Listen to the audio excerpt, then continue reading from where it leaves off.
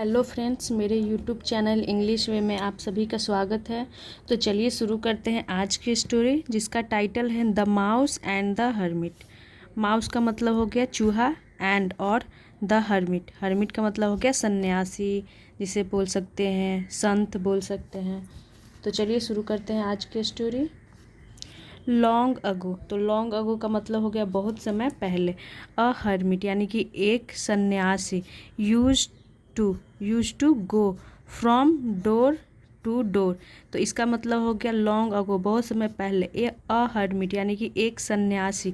Use to go, use to यानी कि जाया करता था, गो यानी जाया करता था, और यूज टू ये जो पास्ट की रिपीटेशन जब हम दिखाते हैं तो यूज टू का यूज करते हैं, और इसके जगह चाहे तो उड का भी यूज कर सकते हैं। तो अ हर्मिट यानी कि एक सन्यासी यूज टू गो यानी जाया करता था, फ्रॉम डोर टू डोर, इसका मतलब हो गया कि एक घर से दूसरे घर जाया करता था। टू कलेक्ट यानी कि कलेक्ट करने के लिए, इकट्ठा करने के लिए, संग्रह करने के लिए। आर्म्स, क्या? तो आर्म्स, आर्म्स का मतलब होता है भीख, और यहाँ पे होता है ये एल साइलेंट होता है यहाँ पे, और इसे आर्म्स बोलते हैं। आर्म्स का मतलब होगा भीख या फिर दान। तो वो आर्म्स इकट्ठा करने के लिए वो एक दरवाजे से दूसरे दरवाजे जाया करता था, यानी कि एक घर से दूसरे घर वो जाया करता था। In form of food, in form of food का मतलब हो गया कि भोजन के रूप में, यानी कि एक घर से दूसरे घर वो भोजन के लिए भीख मांग करके भीख कलेक्ट किया करता था। आफ्टर रिटर्निंग होम, यानी इसका मतलब होगा कि घर लौटने के बाद। आफ्टर यानी कि बाद, रिटर्निंग यानी कि लौटने, होम यानी घर, घर लौटने के बाद। और ये आफ्टर के बाद जो ये आईएनजी देख रही है हमारा जेरेंड हो गया, क्योंकि ये आफ्टर प्रीपोजिशन हो गया, और प्रीपोजिशन के बाद ये जो आईएनजी फॉर्म दिखता है वो जेरेंड होता है। He would consume some of it at night, इसका मतलब होगा ही वुड कंज्यूम। अब यहाँ पर देख सकते हैं वुड का यूज किया गया है, और यहाँ पे यूज टू का, लेकिन दोनों का सेंस एक ही होता है। चाहे तो आप वुड का यूज कर सकते हैं या फिर यूज टू का भी यूज कर सकते हैं। तो ही वुड कंज्यूम, इसका मतलब हो गया कि वह क्या करता था, कंज्यूम सम ऑफ इट, यानी कि इसमें से कुछ को क्या करता था, कंज्यूम, कंज्यूम करना यानी कि उपयोग करता था। इसका मतलब खाता था। एट नाइट यानी कि रात में, तो यानी कि जो वो भीख मांगता था उसमें से कुछ को वो क्या करता था, खाता था रात में। एंड और स्टोर द लेफ्ट ओवर, यानी कि स्टोर करता था यानी कि रख देता था। द लेफ्ट ओवर यानी कि बचा हुआ, जो बचता था खाने के बाद, उसके लिए यहाँ पे यूज किया गया लेफ्ट ओवर यानी कि बचा हुआ। In an earthen pot, earthen pot का मतलब हो गया मिट्टी के बर्तन में, यानी कि जो बचा हुआ था उसे मिट्टी के बर्तन में वो स्टोर कर देता था। जमा करना यानी रख देना, यानी कि रख देता था। टू यूटिलाइज यानी कि यूटिलाइज करने के लिए, यानी कि यूज करने के लिए। इट, इसे। In the morning, in the morning यानी कि सुबह, सुबह में यूज करने के लिए उसे रख देता था, यानी कि वो क्या करता था, उसे कंज्यूम करता था, खाता था, और जो बच जाता था उसे एक अर्थन पॉट में यानी कि मिट्टी के बर्तन में जमा कर देता था, रख देता था। और यहाँ पे टू यूटिलाइज, तो ये हमारा क्या होगा, इन्फिनिटी हो गया। ये हमारा टू प्रीपोजिशन नहीं है, यहाँ ये टू हमारा इन्फिनिटी हो गया, क्योंकि यहाँ पे देख सकते हैं टू के साथ वर्ब की बेस फॉर्म का यूज किया गया। और यहाँ पर भी टू कलेक्ट, देख सकते हैं यहाँ भी टू है, और कलेक्ट बेस वर्ब की फर्स्ट फॉर्म का यूज किया गया है। तो ये हमारा क्या हो गया, इन्फिनिटी हो गया, इन्फिनिटी मार्कर ये हो गया।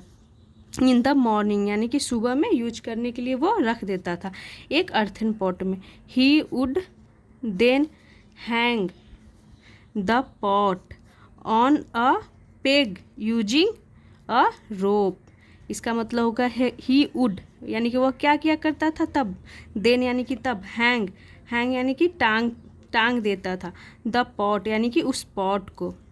और यहाँ पे देख सकते हैं द पॉट का यूज किया गया है, क्योंकि इसमें ये पता है कि उसी पॉट की बात हो रही है जो कि पहले इसमें जिक्र हो चुका है। यहाँ पर देख सकते हैं एन अर्थन पॉट, पहले इसका जिक्र हो गया है, तो उसके लिए फिर हम जब बाद में इसे बोलते हैं तो द के साथ यूज करते हैं, जिससे पता चल जाता है कि उसी पॉट की बात हो रही है, अर्थन पॉट की बात हो रही है। The pot on a peg, और पेग का मतलब होता है कि खूंटी। यूजिंग यानी कि यूज करके। अ रोप, तो यहाँ पे रोप का मतलब होता है रस्सी, और यहाँ पे ए इसके साथ में आ गया, जबकि यहाँ पे गैप होना चाहिए था, स्पेस होना चाहिए था। यानी कि एक रस्सी का यूज करके पेग में वो क्या करता था, हैंग यानी कि टांग देता था, किसे, द पॉट यानी कि उस पॉट को, अर्थन पॉट को।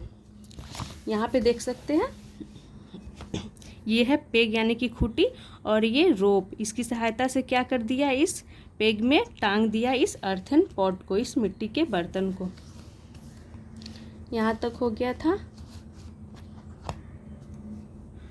वन मॉर्निंग, इसका मतलब होगा एक सुबह, वेन, जब, द हर्मिट यानी कि जब सन्यासी, ओपेंड यानी कि खोला, हिज पॉट यानी कि उस पॉट को, अपना पॉट को खोला, he was aghast to find it empty. तो ही वाज अघास्ट का मतलब होगा कि वह भौचक्का हो गया। अघास्ट का मतलब भौचक्का होना, यानी कि वह भौचक्का हो गया। टू फाइंड यानी कि पा करके, इट एम्प्टी यानी कि इसे खाली पा करके। और इट किसके लिए यूज किया गया है, तो इट का यूज यहाँ पे उस पॉट के लिए यूज किया गया है, यानी कि उस पॉट को पा करके वो क्या हो गया, घास्ट यानी कि भौचक्का हो गया, एम्प्टी यानी कि खाली। With no other option he left home empty stomach, यानी कि विथ नो अदर ऑप्शन यानी कि दूसरा कोई ऑप्शन, अदर ऑप्शन का मतलब हो गया दूसरा विकल्प, यानी दूसरा विकल्प न होने से ही लेफ्ट होम एम्प्टी स्टमक, यानी कि ही लेफ्ट होम, उसे घर से जाना पड़ा। एम्प्टी स्टमक यानी कि एम्प्टी यानी खाली, स्टमक यानी कि पेट, यानी कि कोई और विकल्प ना होने के कारण उसे घर से खाली पेट जाना पड़ा, इसका ये मतलब हो गया। बट लेकिन, द नेक्स्ट मॉर्निंग यानी लेकिन द नेक्स्ट मॉर्निंग क्या, यानी कि अगली सुबह, अगेन फिर से, the food he had stored in the pot disappeared, यानी कि द फूड यानी जो भोजन था, ही हैड स्टोर्ड यानी कि उसने जो रखा था, तो ये क्या हो गया, तो ये संत है सन्यासी, तो वह नहीं बोलेंगे, उन्हें बोलेंगे ही हैड स्टोर्ड, उन्होंने रखा था। तो ये सेंटेंस यहाँ से यहाँ तक देख सकते हैं, ये पास्ट परफेक्ट ये हो गई है सेंटेंस, जिसमें हम हैड के हेल्पिंग वर्ब और वर्ब की थर्ड फॉर्म का यूज करते हैं। तो ही हैड स्टोर, उन्होंने रखा था, इन द पॉट यानी कि पॉट में, डिसअपेयर्ड यानी कि गायब हो गया, डिसअपेयर्ड मतलब गायब हो गया। तो उन्होंने फिर से जब सुबह देखा कि क्या है, अगली सुबह फिर से उन्होंने देखा, तो देखा कि जो भोजन था वो डिसअपेयर्ड हो गया था, गायब हो गया था। When it continued for a few days, यानी कि जब, इट कंटिन्यूड यानी कि यह जारी रहा, फॉर अ फ्यू डेज यानी कि कुछ दिनों तक वह जारी रहा, कंटिन्यू रहा, जारी रहा। द हर्मिट यानी कि सन्यासी, सॉरी, द हर्मिट यानी कि सन्यासी, put his foot down and thought. तो इसका मतलब हो गया पुट हिज फुट डाउन, ये एक इडियम हो गया जिसका मतलब होता है कि उन्होंने अपना अधिकार जताया, और इसका मतलब ये भी होता है कि अपनी बात मनवाना या फिर अपना अधिकार का यूज करके किसी चीज़ को रोक देना, इसका ये भी मतलब होता है। तो पुट हिज फुट डाउन यानी कि उन्होंने अधिकार जताया, एंड थॉट और सोचा, I must spy and catch the culprit, इसका मतलब हो गया कि आई मस्ट स्पाई, स्पाई का मतलब हो गया कि जासूसी करना, जासूसी, यानी आई मस्ट स्पाई यानी कि मुझे जासूसी करना चाहिए, एंड और कैच द कल्प्रिट, और कल्प्रिट यानी कि दोषी, दोषी को क्या करना चाहिए, कैच यानी पकड़ना चाहिए, यानी कि मुझे जासूसी करना चाहिए और उस कल्प्रिट को पकड़ना चाहिए। एंड थॉट, थॉट थिंक की सेकेंड फॉर्म थॉट होती है। वन पार्टिकुलर नाइट, इसका मतलब हो गया कि एक खास रात, द हर्मिट यानी कि सन्यासी, प्रिटेंडेड, प्रिटेंड का मतलब होता है दिखावा करना, और इसकी पास्ट हो गई प्रिटेंडेड, यानी कि हर्मिट ने दिखावा किया। टू बी अस्लीप, इसका मतलब हो गया टू बी यानी होने का, अस्लीप यानी कि सोने होने का, उन्होंने क्या किया, दिखावा किया। अराउंड मिडनाइट, अराउंड यानी कि मिडनाइट, मिडनाइट का मतलब हो गया अर्धरात्रि, आधी रात, आधी रात के आसपास। ही सॉ, उन्होंने देखा, अ माउस, तो किसे देखा, सी की सेकेंड फॉर्म सॉ हो गई, उन्होंने देखा, अ माउस यानी कि एक चूहे को देखा। डैट यानी कि जो, crawling in from the attic and gobbling down all his food. तो चलिए देखते हैं। डैट यानी कि जो, क्रॉलिंग यानी कि रेंगते हुए, इन फ्रॉम द एटिक यानी कि एटिक से रेंगते हुए, और एटिक का मतलब होता है अटारी। तो अटारी का मतलब ये हो गया जो छत के ऊपर का जो रूम का जो सबसे ऊपर में एक छत टाइप का होता है, आई थिंक उसे ही बोलते होंगे।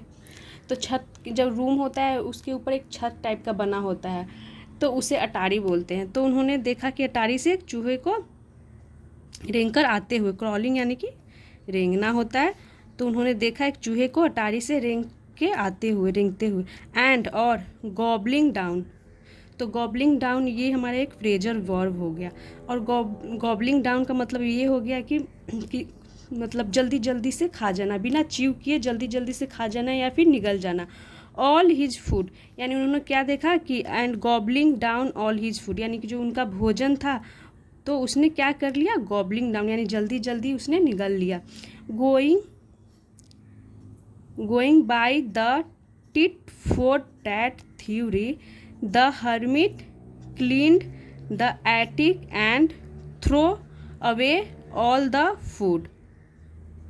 यानी going by the tit for tat theory यानी टिट फॉर टैट का मतलब हो गया जैसे को तैसा, यानी जैसे को तैसा थ्योरी, गोइंग बाय यानी जैसे, इसका मतलब हो गया यहाँ से लेकर यहाँ तक के कि जैसे को तैसा थ्योरी सिद्धांत के अनुसार, द हर्मिट यानी कि उस हर्मिट यानी सन्यासी ने, क्लीन यानी कि क्लीन कर दिया, साफ़ कर दिया।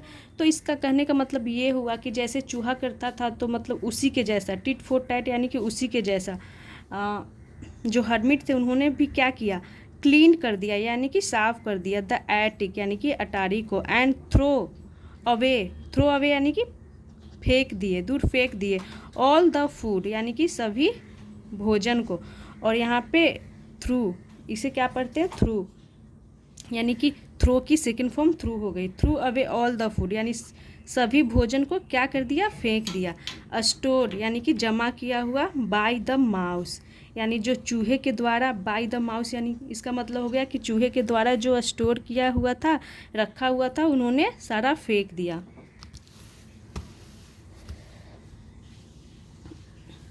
दैट नाइट इसका मतलब हो गया उस रात, द ग्रीडी माउस यानी कि लालची चूहा, और ग्रीडी एक एडजेक्टिव हो गया जो कि चूहे को डिस्क्राइब कर रहा है। कैसा चूहा, तो ग्रीडी चूहा यानी कि लालची चूहा। ग्रीडी माउस यानी कि लालची चूहा वाज डिश हार्टेंड, इसे क्या पढ़ेंगे, डिश हार्टेंड यानी कि उस रात लालची चूहा वाज डिश हार्टेंड यानी कि निराश हो गया, on not finding any tree, on not finding यानी कि नहीं पा कर के, एनी इसे क्या पढ़ेंगे, ट्रेस, सॉरी यहाँ पे ये ट्रेस यानी not finding any trace of food in the pot यानी क्या हो गया, निराश हो गया, ऑन नॉट फाइंडिंग यानी कि पा करके, any trace of food in the pot यानी कि पॉट में कोई भी भोजन का निशान, ट्रेस यानी कि निशान ना पा करके वो क्या होगा, फाइंडिंग यानी पा करके क्या हो गया, डिश हार्टेंड हो गया यानी निराश हो गया। सो इसीलिए ही रैन टू द एटिक, इसीलिए वह, ही यानी कि वह, रैन यानी कि दौड़ा, रन की सेकंड फॉर्म हो गया रैन, वह दौड़ा, कहाँ दौड़ा, टू द एटिक यानी कि अटारी की ओर वो दौड़ा। बट लेकिन, फाउंड नथिंग, लेकिन नथिंग यानी कुछ भी नहीं, फाउंड यानी कि पाया, वो कुछ भी नहीं पाया। देयर टू यानी कि वहाँ, टू यानी भी के सेंस में किया गया, यानी कि वो पॉट जब देखा तो क्या था, खाली था, तो उसने क्या किया, अटारी की ओर उसने दौड़ा, तो वहाँ भी गया तो देखा कि वहाँ भी कुछ भी नहीं था, वहाँ पर भी कुछ भी उसे नहीं मिला।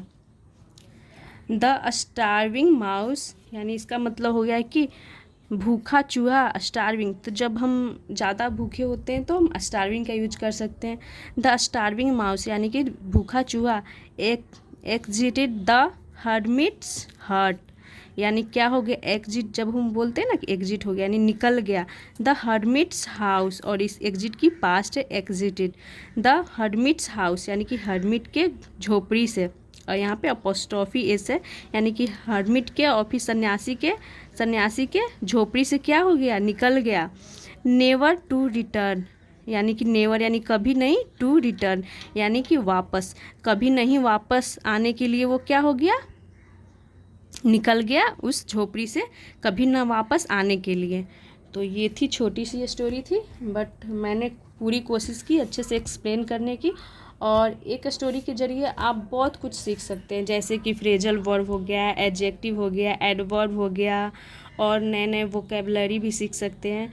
तो यह एक इंग्लिश सीखने का बहुत ही परफेक्ट तरीका है। ऐसा नहीं है कि सिर्फ आप इसी पे डिपेंड हो जाए, बट ये एक बहुत ही अच्छा तरीका है इंग्लिश सीखने का।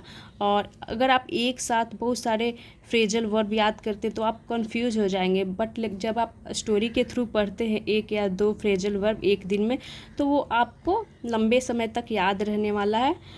तो ऐसे ही और वीडियोस देखने के लिए मेरे चैनल को सब्सक्राइब करें, और अगर मेरा वीडियो आपको अच्छा लगता है तो इसे लाइक करें। Thanks for watching.